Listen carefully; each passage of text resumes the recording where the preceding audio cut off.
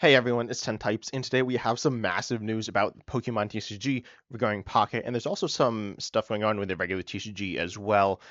Also, the new expansion Prismatic Evolutions just came out, and that's really cool. I did one video on it so far. There aren't too many new decks. There's really one main deck, which I already made a video on, and so we'll see, but comment down below what you want me to play from the new set. If you have fun deck ideas, I got a few, but most of them were just one like new card in a pre-existing deck, which is fine, and I enjoy playing them. But ultimately, these videos they're not super interesting. Regardless, what we're here to talk about is Pokemon TCG Pocket, and the big thing is trading. Trading was confirmed to be coming into the game this month, I believe, and that's exciting. I believe like the very end of the month. Obviously, we're a good chunk of the way through the month, so there's only so much time. There's like 2 weeks or so that it could be coming out. But regardless, we'll be getting trading, and here's what trading will be.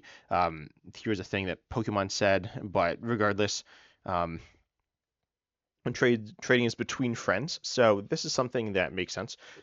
Trading can be done with cards of the same rarity. Presumably, cannot be done with cards of different rarities. And then uh, at the time the trade features launch, and cards from Genetic Apex and Mythical Island booster packs will be able to be traded. We are planning to continue to expand the selection of booster packs that you can trade from. I'm not exactly sure what that means, like what cards can't be traded, but the cards, well, here it says the cards with a rarity of 1 diamond through 4 diamond, as well as 1 star cards can be traded. I don't know if it means all those cards can be traded or just some of those can be traded. I don't know if that those two bullet points are like the same thing. And then items must be consumed in order to trade. And it says we'll monitor player feedback and stuff. They'd say stuff. Our next booster packs are also planned to be added this month. We'll have more details to share soon. And the school pocket so far as well has been pretty good. I think just I haven't talked too much about Pocket itself, just literally Pokemon TCG Pocket. I've obviously talked about the cards, but before the Pocket came out and then right when it came out, I talked about the state of Pocket. So far, I think Pocket's been fine. It's been solid. There's been a lot of really cool stuff in Pocket, but it hasn't been anything I wouldn't say exceptional for what it could be. I think I'd say met expectations, and that's fine. But we need to see where it's going to be in, say, 5 years from now or 6 months from now, things like that. But I am decently hopeful for the future of Pocket. I think it'll be good, but we need to see exactly what it can be and what it won't be, and that'll be something we'll find out. And trading is a part of that. I think it's like collect, battle, trade is like the thing that it says, or something like that, and that's been said a few times officially by Pokemon as like a slogan type thing. And Pocket is obviously doesn't have trading yet, and so this system from trading seems good. I don't know what it says means when items will be consumed in order to trade. Maybe you need certain types of currency to trade, which I think is actually a really good solution. So we need to talk about Pokemon TCG Online to talk about Pokemon TCG Pocket's trading system. Pokemon TCG Live does not have trading. And despite the fact that there are a lot of complaints about Pokemon TCG Live, and people have complained about trading not being in it, it was really bad in Pokemon TCG Online, and ultimately part of that was because it wasn't kept up very well. And despite the fact that Live has done a lot of things badly, I think it was the right decision for them not to add trading to Live. Ultimately, the economy is easy to navigate. The Pocket economy is harder to navigate than, or harder to acquire stuff with it than Pokemon TCG Live. I said it was easy to navigate. There are some weird things, but still, it's relatively easy to get cards. Pocket, it's easy to get cards, like numbers of cards, but it's not easy to get all the cards you want specifically. If you want to be able to build all the top decks and not worry about the worst cards, you can't necessarily do that. Um, Trading among friends seems cool, as you can probably presumably trade the duplicates, and hopefully you'll be able to trade good cards. I assume you will. I don't know exactly why it says certain cards will be limited. Ultimately, I think the thing that Pokemon is saying is they want to keep track of trading. There are a few issues with trading, of what could go.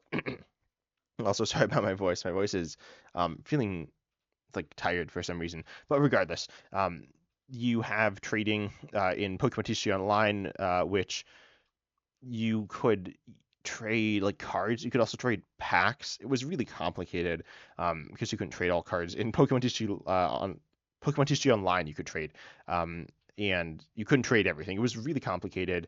Um, Especially to newer players. I think Pocket will not be as complicated. Uh, obviously it should be pretty simple. Like you could complicate it if you wanted to, but you don't have to. There is a simple way to do it. You could just say you could trade anything for anything. Obviously, there are some issues with that because Pokemon wants to make money, and trading is a way to get things and to acquire cards for potentially for free, right? And obviously, Pokemon wants to make money, and if everyone's getting all the cards they want for free, then they're not going to make money or not as much money. Yes, there's fun in opening packs, and that's cool, and you don't get that from trading, but you do get actual cards that you want, and so it's yes, you don't get the feeling from opening packs, but you can still get the cards. And then if everyone has the cards from trading, even if you don't want to do that, it still won't feel special opening a card that you could have some other way. And so Pokemon needs to be careful of that, and that's partially why you can only trade cards of the same rarity. And so then you can't like open a bunch of accounts and trade all your cards to yourself that like all the cards from all your accounts all condensed into one account, which I think you could do in Pokemon TCG Online. There's really weird stuff and really complicated stuff going on in Pokemon TCG Online. The trading system also was like really slow, which is partially why I'm happy it's not in live. A big part of why I do not expect that to be the thing in Pocket, especially because that was a public trading system, which had a list of all the trades by I believe everyone, which is just super bad. Like the player base wasn't huge, not the level of Pocket or anything like that, but it was moderately sized, especially like the trading community was it's not like massive. It was kind of small, but there were a lot of trades, and in order to find the newest ones, which were the most important ones, you had to scroll through a lot. This does not have that issue, as you can only trade with friends, which is good. Ultimately, you can just become friends with random people online, or people you like kind of know, or your like actual real life friends, different things like that. So I think this is a useful feature to encourage the community aspect as well of the game. Cards of the same rarity, I think, makes the most sense to make things fair. Pokemon TCG Online, because as I said, you could just friend random people. So these aren't necessarily people that you're trading with. There might just be people who are trading with random people online to acquire cards, and then which like works if you're doing that. But then if you're a newer player, you're looking into trading, you might find that online, not know what you're getting into, and then find yourself getting ripped off, which happened in Pokemon TCG Online like a lot because it was public. Obviously, if it's not public, it wouldn't be as common, but it still could happen. So trading with friends, I think, is the best way to do that. Though that doesn't completely resolve it, but it resolves it mostly. And then hopefully, again, they will allow you to trade for cards that people want to play with. Right now, playing the game I think it's fun, but I've definitely heard people complain about being able to access certain cards. Generally, when people complain about being able to access a card, which I think is valid, but it's like a certain card, right? You need a lot of people have a lot of the decks, but not all the decks, or most of the cards in a deck, but are missing one card in a bunch of different decks, which means that they can't really play any of them. So trading will allow you to smooth this out. In addition to crafting, there's obviously pulling packs or opening packs, pulling cards from packs, which is the main way to get cards, which I like. Pocket or no, in live, that's not really the main way to get cards. I think the main way is crafting, at least in my experience. But that's not really what Pokemon's about. Trading is more what Pokemon's about than crafting, and so I think that being pushed more is cool. And then in terms of number of friends you can have like a ton. You will run out, but you could also drop them. So if you want that to be the main way you get cards, you could do that. You could also kind of like loan cards to your friends, things like that.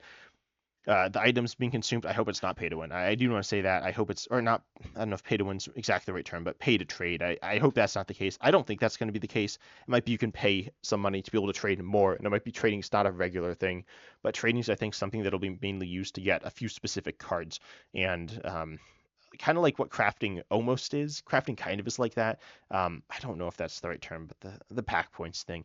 But I'm looking forward to this, and I think Pokemon's handling it really well. I was initially very positive on Pocket. I'm still decently positive. I've been decently positive the whole time, but now I'm very excited for trading, and I think they're doing it the right way. And also, I think trading will be at the same time as the main set. I don't know this. I'm just guessing, but that would make sense.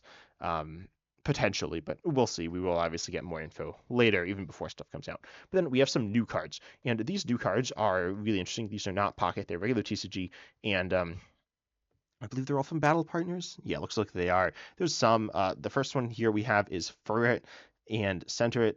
These are really boring, and we got a I don't know what the term is for this art, but we got this art, and it's kind of a cool art. It's not like my personal favorite. It's a little too like real looking. It's kind of weird, but regardless, it's bad. Yeah, this card's really bad. Like this is actually so boring. Yeah, it's a card that got its own page, its own article in PokeBeach, which is what I use. And yeah, it's bad. So that's the thing.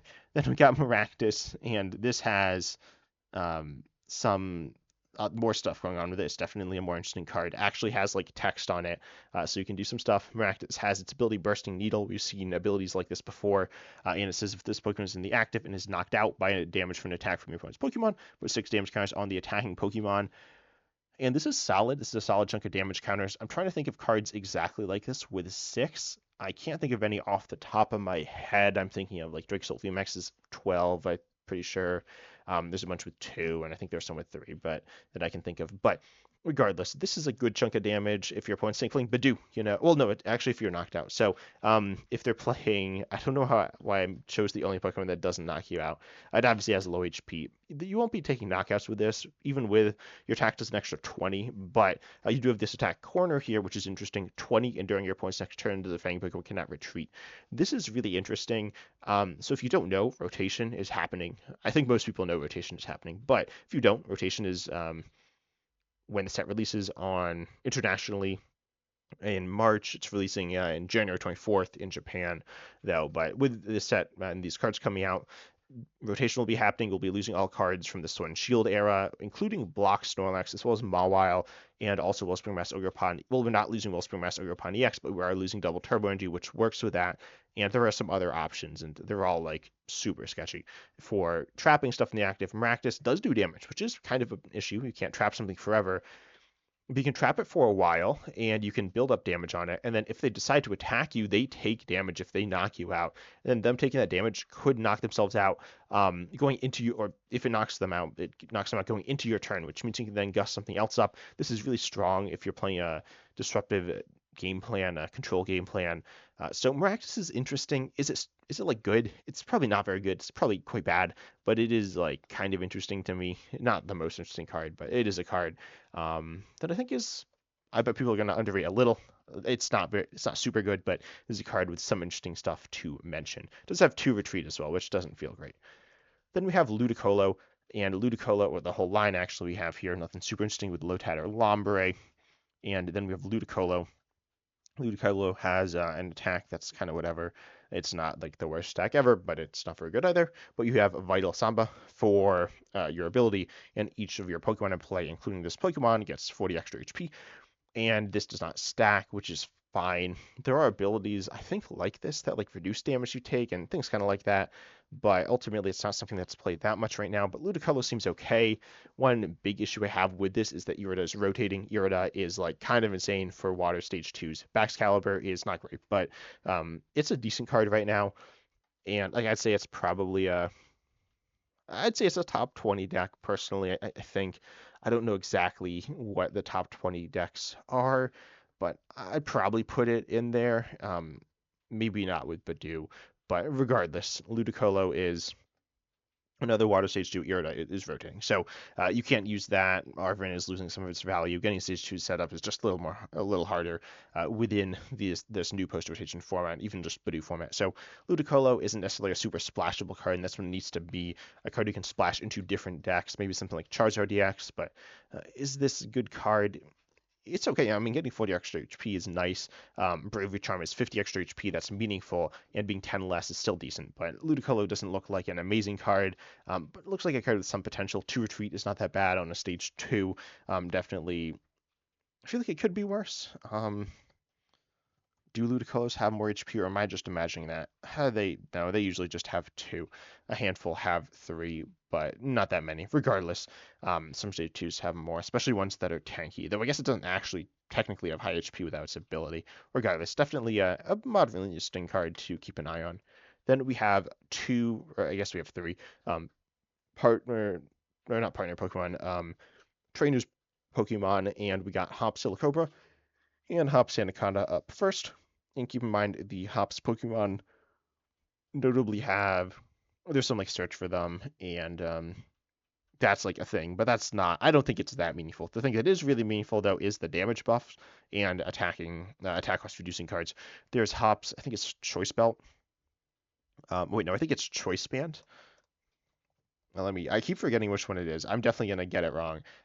Hop's Choice Band. Yeah. So you got Hop's Choice Band, which says your attacks cost one colorless less, and then you do 30 more damage. And you have other cards, two other cards that do 30 more damage each as well. So you can be doing 90 more damage. And you also have your attacks are cheaper. Hop Silicobra searches for a stadium that is theoretically useful. One of the cards that buffs your damage is a stadium card, so that's like cool. I guess they're kind of hard to search for, but ultimately it's not great. But then you have your second attack, which I actually think is decent. It's Gnaw, which is 20 for 2. Normally you'd look at that and say that's completely terrible, but it's not actually 20 for 2 if you have all those buffs, which aren't like super hard to get out. They're not super easy, but if you get all of them, you're doing 110 for 1, and you're also a fighting type Pokemon hitting fighting weakness, which is actually really good because, well, it's pretty good. Post rotation, you're not hitting Rotom V for weakness. Because it's rotating, but you're hitting Pheasant Dip the EX for weakness, which is played a lot, and you're one-shotting it with all those buffs, which is super good. And you have Gust with double as well. Although I don't know how much double will be defining the deck or the metagame. Like I just don't know how good Hop's double will be. But ultimately, Hop Silicobra seems kind of interesting for the fact that it is a card that allows you to kind of get value out of the Hops tools and Hop support. I don't know exactly how good I think the Hops deck is going to be. I think it's going to be good, but it doesn't have a clear attacker, and that's also why this card seems a bit more interesting. And then, of course, you have an actual evolution here, Hops Anaconda, which for the same cost as Hop Silicobra is damaging attack. You do for fighting colorless, you do 30, and during your opponent's next turn, the fighting Pokemon can't retreat. Obviously, you don't do that much more damage than the basic. You do 10 more. You can um, buff this damage and do all that good stuff to make this a more potent attack. But then the big thing is stopping retreat as well, not as a control style strategy, but as maybe a two-shotting, or no, I think three-shotting Pidgeot EX.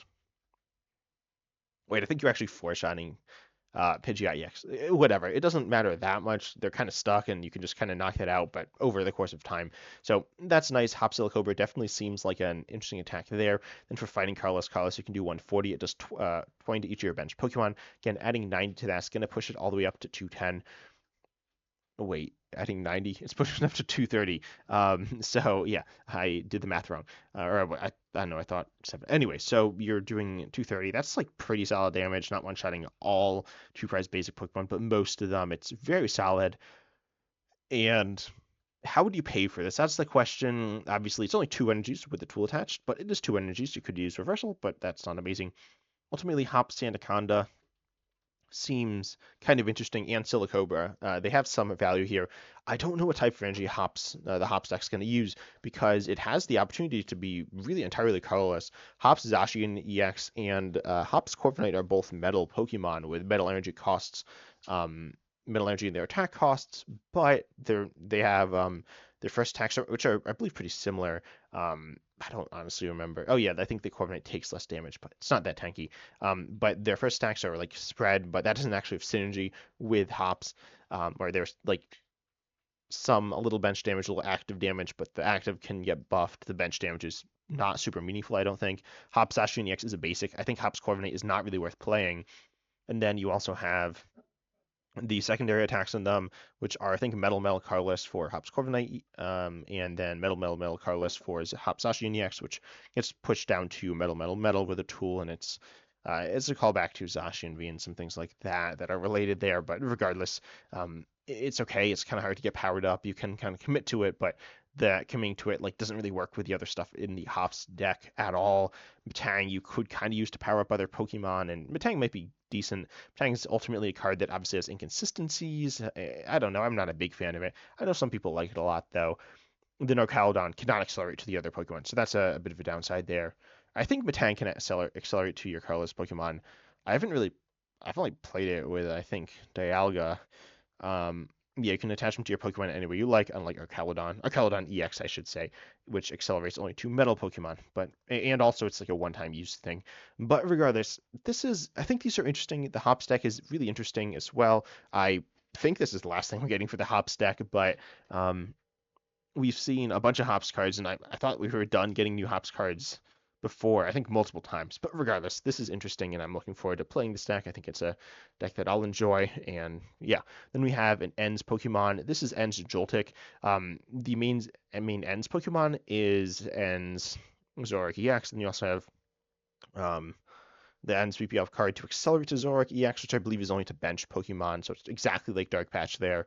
And then um, yeah, I'm not. I think there's an Ends Castle giving like free retreat, which I guess was synergized with the bench acceleration thing. But regardless, it's like the main Pokemon is Enzoroark EX, which is a copying attacker, kind of like Regidrago Restart. The Pokemon does, I believe, need to be on your bench, so you're not getting as much value from stage twos, and you don't need the energy to copy. You need the two Darkness energies on the Enzoroark EX.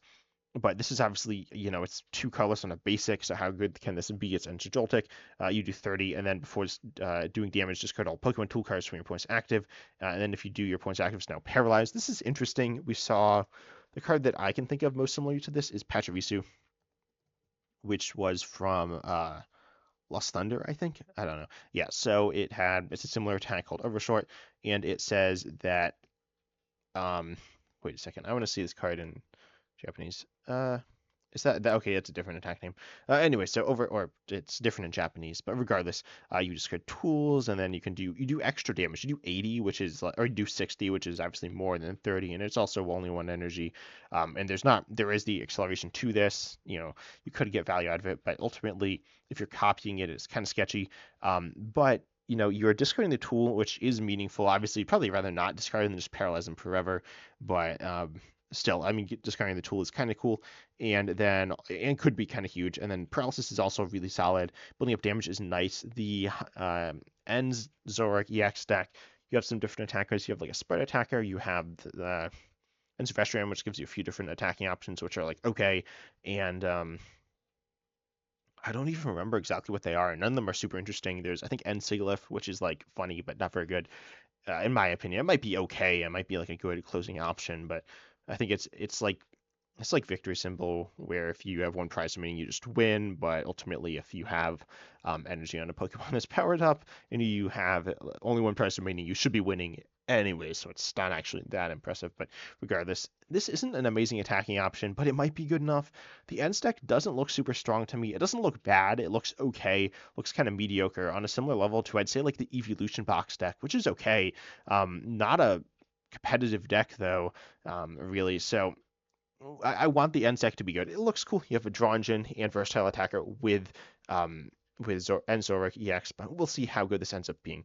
Regardless, tell me down below in the comments what you think of this, what you think of the trading mechanic in Pocket, and what you think of these new cards. But I hope you enjoy. Consider liking, subscribing, hitting the bell, joining the channel for some extra content, and as always, I'm excited to see you in the next video.